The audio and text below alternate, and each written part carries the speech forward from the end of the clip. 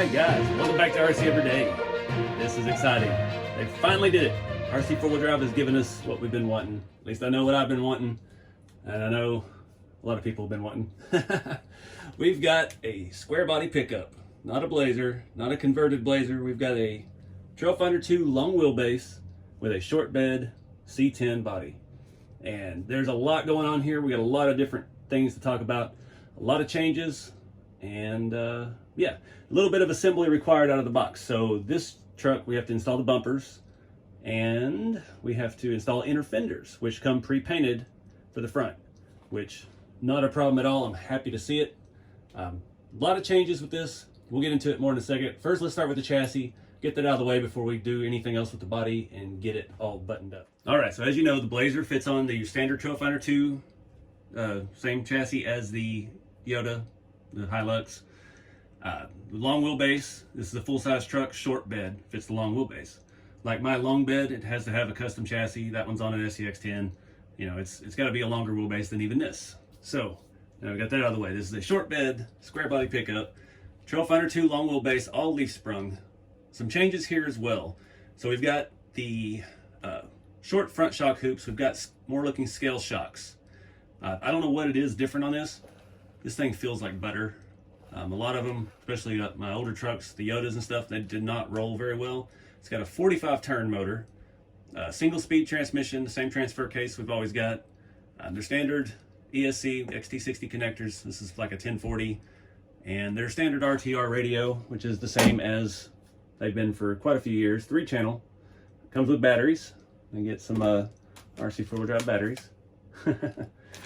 So, things changed beyond that. It's got a twister, high torque servo, which are decent. Wiring and stuff is real tight. Sorry. We've got ESC back here on this tray, radio in the fuel tank in the back. Easy access to the on and off switch. It's on the bottom of the fuel tank. The rear has no shock hoops. We've got a shorter shock. They look like they're about 90 millimeter.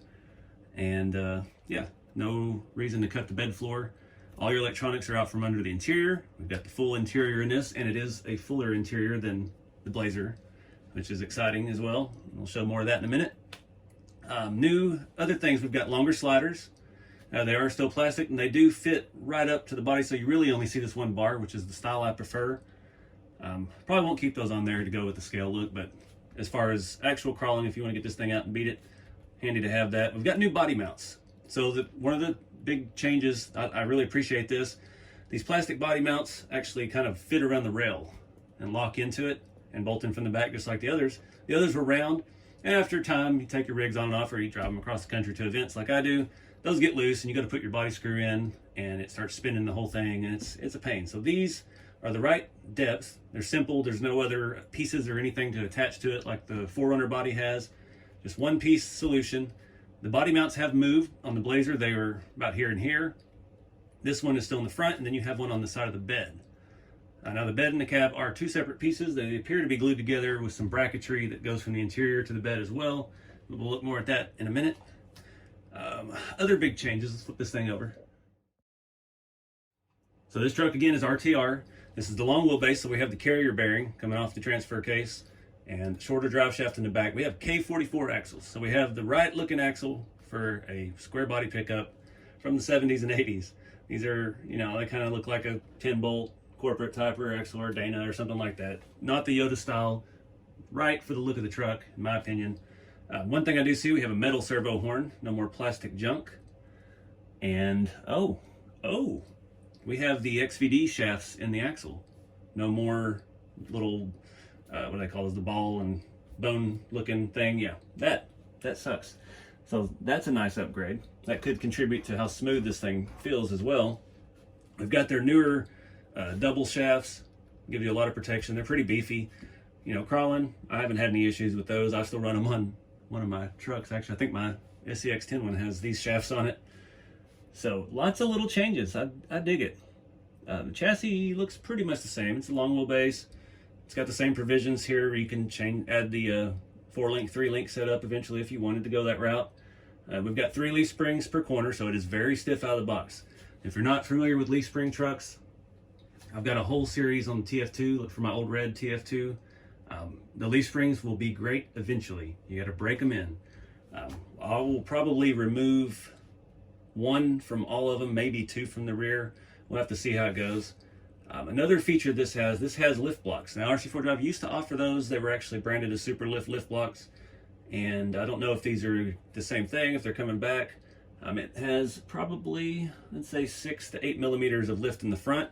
And the rear has a pinion angle correcting block. So it actually tilts the axle down so your rear driveline is at a much better angle, which helps with having this carrier bearing, and it keeps your pinion angles happy. And it also gives you a little bit less stuff to snag on the rocks on the bottom. While we're here, we'll talk about these. These are 1.9 BFG, what are they? I can't remember. BFG Mud Terrain KMs. And the compound feels super nice. I was getting a little flat spotting with it just sitting on the table. It's a super soft, super jelly filling foam. I like it. This is gonna be fun, guys. I'm super excited about this. I just got off the phone with Jeremy at Big Squid, and mine got here before his, so we're getting to, I got to tease him with all this stuff. But yeah, this truck is gonna be a lot of fun. So flipping it around, we've got the 1.9 rally wheels. These are they've had these for a while. 6 lug, proper for the truck, scale bolts, not metric hardware, so that's cool. These actually have the snap-in chrome beauty ring, just like the real rally wheels do.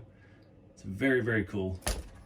Before we do this, I'll show you the inner fenders. There are Lexan, this is the ones they offer, and they do bolt, I believe, behind the shock tower, and they bolt here, and in the front as well. Yeah, one hole in the front. So you got 4 points of attachment. Really make the scale look better with these trucks because they have kind of a big open fender well. So I'm digging it. Again, it's going to take a while to break in these leaf springs.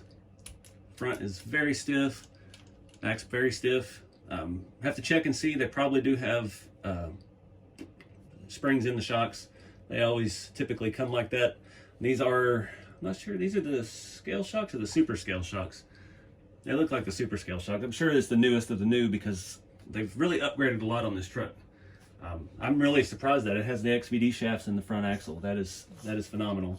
And a metal servo horn. They're really stepping up the RTR stuff. I dig it. Tire and everything feels fantastic. So let me put the bumpers and stuff on the body, and we'll go through the bag of tricks over here in a minute. We've got some stickers and options, and actually another grill. All right, guys, got the inner fenders on. Those you may run into some issues with. There's some tight fitting with the wiring and things like that. Probably best to just kind of eyeball it and make some new holes. They're a little bit off from where the holes are on the Lexan. See, this one's kicked a little bit because I just tried to force them through. Being impatient because I want to see this body on this thing. But yeah, just something to look for. Super easy. It attaches with the screw up here in the shock. This side has one in the front and one for the transmission mount. This side has one in the front and 2 on the transmission mount. And they're a little bit further apart than the holes. The front one over here kind of pulled out on me and ripped. So it is what it is. The body's on there. It'll push it back down. I'm not worried about it one bit. So it comes with this jumper wire because this body does have the basic LED kit already installed. And I'm just put the little cover off back here, and we will plug this thing into channel 3 and run it out so we can attach it to the body when we get there. I'll get my antenna wire smashed. It's the nice thing about all this digital radio, so we don't have to have the antenna wire running up through our scale bodies. And yeah, we'll take a look at some of this other stuff next. I did go ahead and put the bumpers on the body, so I'll show you that. Real quick, also I put the battery straps on. Same thing all the Trailfinder 2s have had. While we're here, the ESC has multiple settings. You know how most of these are. If you're new to this, it has a forward brake reverse. You move it to the right pin, it's forward brake reverse. Left pin is forward brake only. And basically without a pin in it, you have no drag brake at all. So for crawling purposes, we're going to move this over. This is in a little baggie with the hardware. We're going to move it to the back side of this ESC. So we have us basically left throttle, it brakes. Not brakes like falls apart, but brakes like stop moving. This kit does come with a nickel metal battery, you know. I'm not going to run that.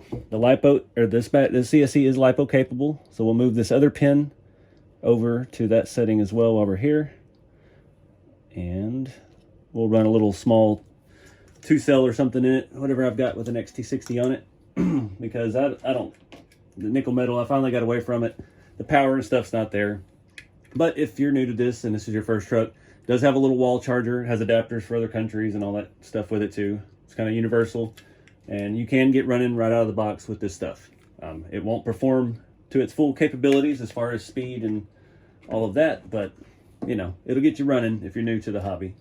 So I think that about wraps it up here for the chassis. Let's move on to the body, because that's where the party starts. Almost. I keep teasing y'all, I know. So I've got a big color booklet here. This basically shows the charger and electronic setups and how to do pretty much what we just did. Shows you how to strap the battery, shows you how to install the bumpers. It's not a full assembly manual. Drive it like you built it. Got our batteries. There are rear body posts. I don't run these on those trucks. They bolt right here and go through the bed. If you're really going to get out there and beat on it, then you might want that extra support holding the body to the frame. I showed you the battery. It's, like I said, it's got these other things that adapt it to other countries' outlets.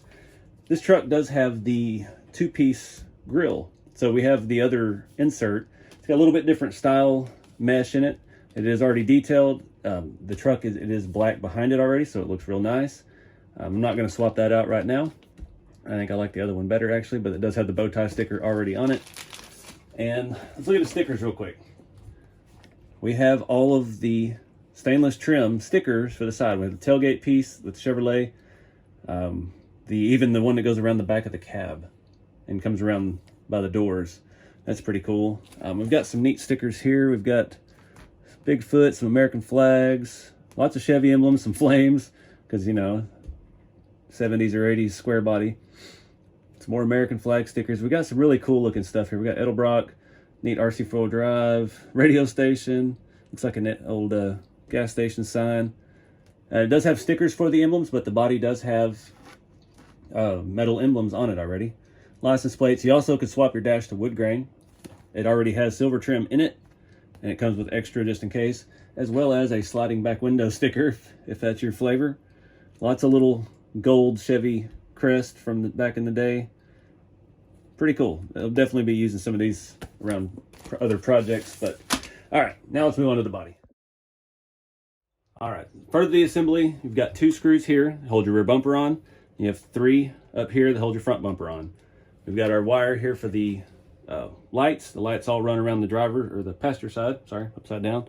And they're all tucked in and glued in nice and out of the way. You can see the interior. What's that? That's a door panel. We got door panels now in a Chevy. The hood does still open. It's the same magnetic style as the Blazer body. You can see here, this is where you access those screws in the front to change out your grill. And yeah, that's really about it for the bottom side. So let's flip it over. Almost. Keep forgetting stuff. I'm trying to get ahead of myself. There is a lot of bracketry in here that is painted as well that holds the bed to the cab. You can see there's some tabs in the side that lock it into place so it's the right gap between the two. And there's some kind of mechanism here that attaches it to the interior or attaches the interior to the bed. You can see there's some screws in the back of the bed that go into the back of the cab. A lot of things going on, but you can take the bed apart. So if you wanted to make this a long bed or whatever, you know, flavor you got going, there's options for it.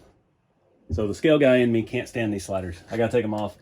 Like I said, if you're going to actually crawl this thing and get out and beat on it, by all means, leave them on there. They do fit good and they look good up next to it, but I can't do it.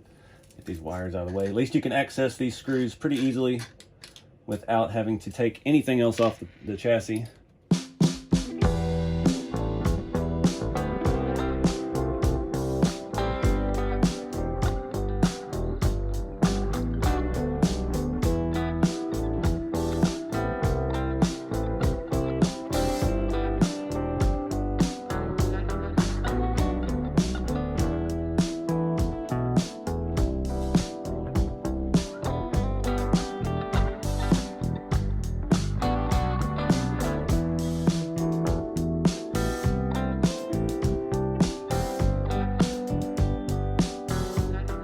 All right, guys, let me get composure here. You know what we do on the channel. I'm always doing rusty stuff, weathered stuff. I love this. I got the box, I saw the blue.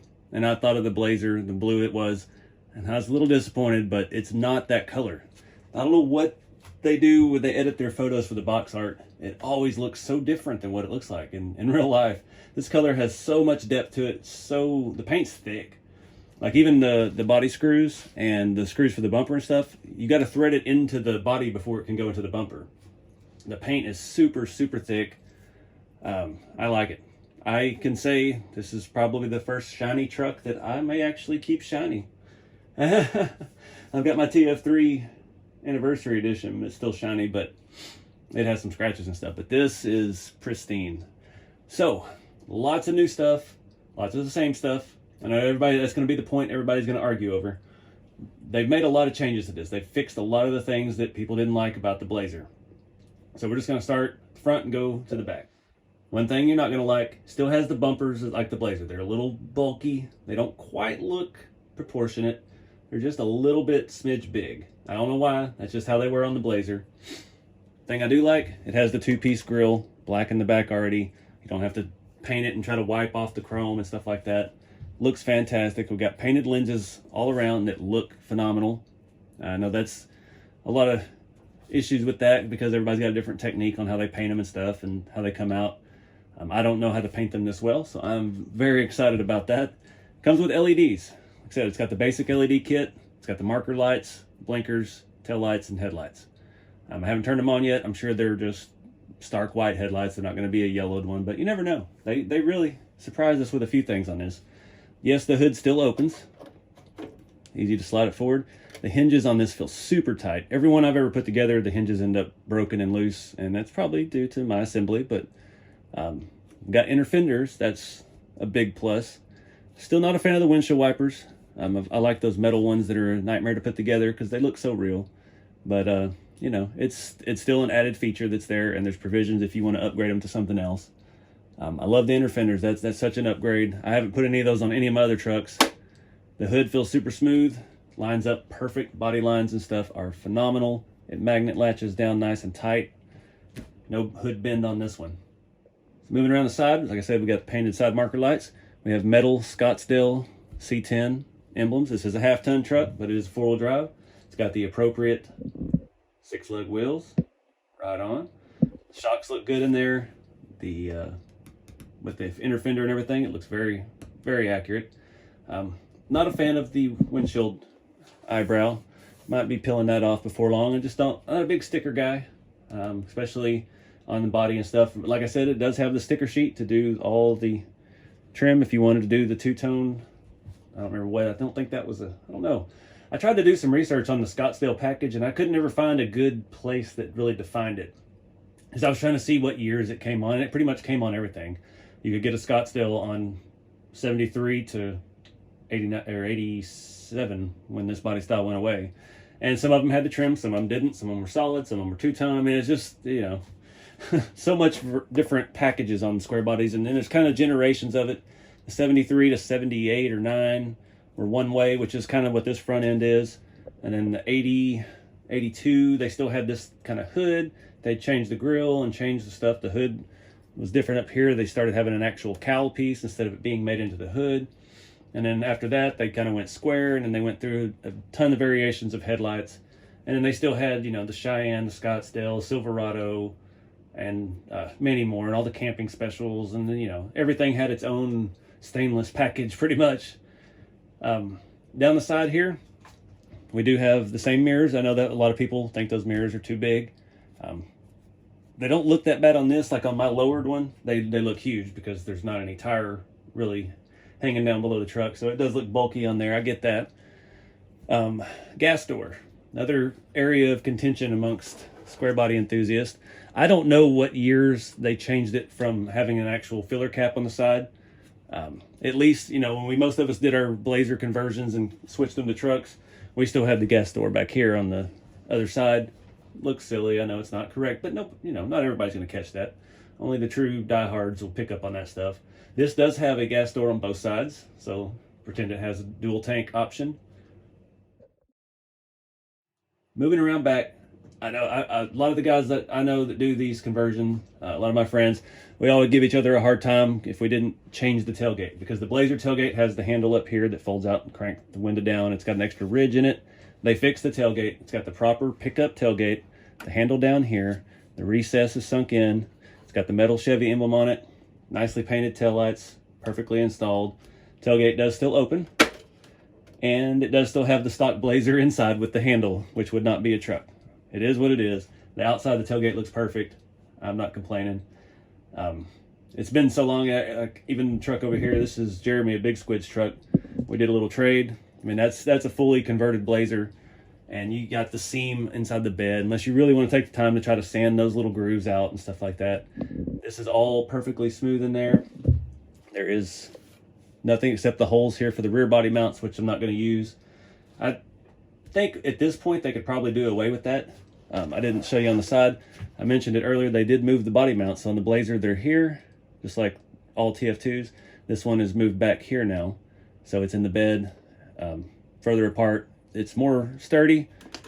I'm getting no body movement off of that, so there's really at this point no need for the rear post, unless you're going to get out there and just beat the snot out of it. In that case, cool. Same door handles and everything as well as the Blazer. The rear window trim, tailgate fits super tight because it's such a thick paint job. I'm digging this though. Another again. I don't know where we're speaking from here. Blazer bumper, not quite right for the truck. It is what it is. There's a lot of 3D printed options out there to get the old Pawpaw style bumper with the diamond plate. You know, the kind that would have the dealer's name like engraved into it. I think that's a cool look for these. There's so much stuff I'm going to do this. I can't even, having a hard time telling you how it is because I'm already in my head seeing how it's going to be. They do put this cool RC4wd sticker on there. I like that. It's kind of vintage. It looks like an STP period correct kind of thing. Solid back glass. We've got nice trim around the window. It's all one piece with the cab now. And no more having to glue panels in and things like that. No more dealing with 3D printed extensions and all that. We got us an actual pickup. We got us a hot rod. Move around this side, you see it's got the gas door over here as well. Perfectly rectangle. I'm looking at the one on Jeremy's truck over there, and it's got a little doodad in the corner. I don't know, it's one of the Blazer things. I'm digging this. Like I said, the shock bolts straight to the frame, so you can see that down here. It's going to be more true to the real truck. It's not going to have a shock hoop in the rear. It is going to limit our ability to lower this down a little bit, which I think I kind of cringed at 1.9s, but it's working for me. I love the tire, and the wheel is the right look. It's the right lug pattern and everything for the truck. So I'm definitely thinking we're going to do a little bit of lowering, maybe remove those lowering blocks, but we got to keep our pinion angle right, play with the shocks and get it, you know, where they still work, because it's a shorter shock to be able to bolt to the frame, and that's going to, you know, it's going to interfere with our plans to get it down and looking just a little bit more true to scale. So the hard thing it's going to be to show you here is the interior. They made a ton of changes on the interior. I know the first thing you see is the bucket seats. I don't know if a Scottsdale package came with bucket seats. I thought a Scottsdale was kind of more of the lower end trim package. I don't know that any of the pre-79 Squarebodies had bucket seats. This is Pretend World, so I think a bench seat would have been more fitting, but the other changes they made to the interior are spot on. So let me see if I can get the camera in there and show you. All right, looking through the back window, we've got door panels. We have very nice looking door panels with separate window cranks. We've got stainless dash trim. Again, there is a wood grain in the sticker kit. Bucket seats. The dash is in the proper spot. The dash is new. The dash is not as thick as the one in the Blazer, and it is up level with the window, much better than the Blazer. We used to have to try to make brackets for that and move it up to where it needed to be. They took care of that. The gauge clusters and stickers and stuff look way better. Get you over here on the passenger side. You see the trim with Scottsdale on the dash. Sorry for the reflection out of the bed. And you can see my hand. Yep, getting more bed. Very difficult to show, but awesome door panels. Got matching trim all around. We'll have to detail it and paint it. I don't know what color would really go with this blue that well. We'll have to look at some factory. Here we go. It does have a longer steering column now. That was another issue with the Blazer. You couldn't get scale drivers in. We got a little bit more leg room in there. might be able to have some more options for your scale driver. We got a floor shift, 4-wheel drive, and a console. Again, I don't know about that being a standard on a Scottsdale or not. Lots of little changes. I'm digging it. So before we take this out and drive it, let me preface again, leaf spring trucks are never good out of the box. It's gonna need tweaking, it's gonna need tuning. We're gonna do a whole series on this truck. I'm gonna walk you through all of my trailfinder tricks that I've learned over the years, and we'll get this thing sitting right, flexing a lot better. And it's just gonna take time to break in the springs. I want to add detail to the interior, some different colors and stuff on that, something to complement this blue. It's awesome too that it's already stickered and ready to go, but I do have a full sticker sheet. So I've got the wood grain, I've got the stainless. So when we do that, we'll have to peel that off and run it. So we've got replacements for that already. Yeah, all the little things they fixed. The dash was huge. That always irked me. Not having door panels, because the Yoda's always had such a more complete interior. And you know, then they offered that other interior for it. It was super nice, had the metal trim. So I look forward for something like that to come from RC4wd drive for this as well. Maybe something with a bench seat. Not sure, maybe like CC hand level, but like their scale interior for the Yoda is phenomenal now. It's got so much detail with the knobs and stuff on the dash. So I hope they come out with something like that for this as well. I'm definitely going to be getting a few of these body sets to paint and weather, because it's just too perfect. It saves so much time of trying to do the conversion yourself and cut the blazer up and add the printed extensions and sanding and priming and sanding. It is, yeah, makes me really regret my color choice for that engine, because that would be a nice place to put it. Do a full shiny build, but not just the body. The changes with the chassis I'm really impressed with. The tires feel fantastic. The metal servo horn, the K44 axles, which are more appropriate for this truck, the new body mounts, all the little things. I think they really watch our videos and hear what everybody's feedback is and things like that. I feel like they got this one right. I really do. So let me gather my thoughts here and see what we're gonna do next. All right, guys, I'm gonna wrap this video up here because this has been very long and in-depth. I'm not gonna drive this truck yet. I want to go through the chassis and show you all the things that I do with these and see what we can learn with this new one, because it's got a little bit different setup with the shocks in the rear and things like that. I want to get it setting just a little bit lower. I want to change the leaf setup around. If I can find any softer leaves that are already broken in my giant junk drawer of leaf springs, we might swap the whole leaf pack out just to save us some time, but that's the way it is with the leaf spring trucks. It's just going to take time to break them in. So we're going to do a whole build series on this, like I mentioned earlier. Part 1, unboxing. Part 2, we're going to add some detail stuff to it. I mean, I got like some license plates and just little things. And we're going to tweak the suspension, and then we'll get it out and run it.